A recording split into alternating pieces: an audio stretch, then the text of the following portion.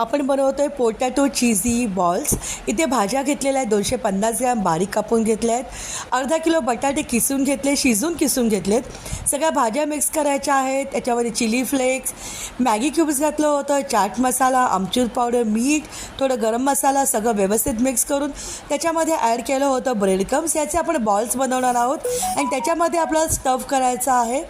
आतमध्ये आपण इथे स्टफ करणार मॉझरेला चीज आतमध्ये स्टफ केल्यानंतर आपण त्याला कॉर्नफ्लोअर आणि मैद्याच्या स्लरीमध्ये घोळवणार आहोत आणि बाहेरून आपण त्याला ब्रेड क्रम्स लावणार आहोत। पोटॅटो चीझी बॉल्सची डिटेल रेसिपी आमच्या मराठी खाद्यजत्रा या चॅनलवरती अपलोड झाली आहे, तिथे नक्की चेक करा।